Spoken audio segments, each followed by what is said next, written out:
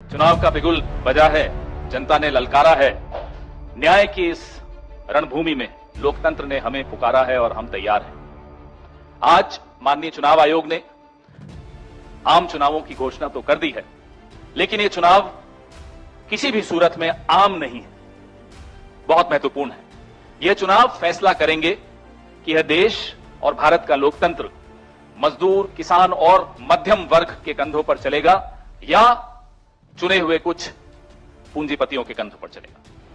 यह दिशा यह चुनाव तय करेगा। इसलिए मैं इसको आम चुनाव कहना पसंद नहीं करूंगा। यह बहुत विशेष और बहुत महत्वपूर्ण चुनाव है। इससे तय होगा कि देश बाबा साहब के संविधान पर चलेगा या एक तानाशाह के गुणगान पर चलेगा। इसलिए यह आम चुनाव नहीं है, यह खास चुनाव है।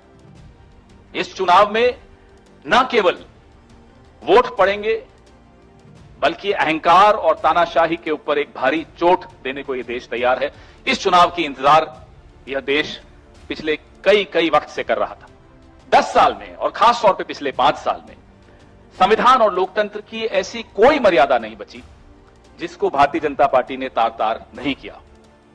चाहे ईडी और सीबीआई और इनकम टैक्स के माध्यम से विपक्ष की आवाज को कुचलना हो, चाहे बेरोजगार नौजवानों के ऊपर लाठियां बरसानी हो, पेपर लीक होने हो, पेपर लीक के बाद उनके साथ जो अन्याय हुआ वो हो रहा हो, वो पिछले 10 साल में पूरे देश ने देखा।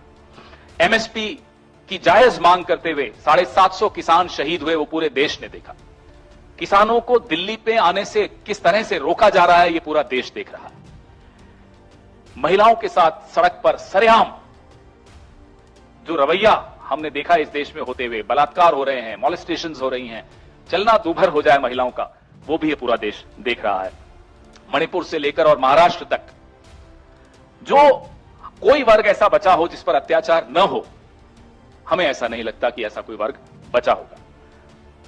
मणिपुर की जब चर्चा हो ही रही है तो अकारण अनाप शनाप बोलने की आदत रखने वाला व्यक्ति जो 2-2 घंटे टेलीप्रॉम्प्टर्स, 6-6 टेलीप्रॉम्प्टर्स लगा के भाषण देने की जिसकी आदत हो, मणिपुर के वक्त वो टेलीप्रॉम्प्टर ऑफ हो जाते, मुंह बंद हो जाता है, मुंह में दही जम जाता है।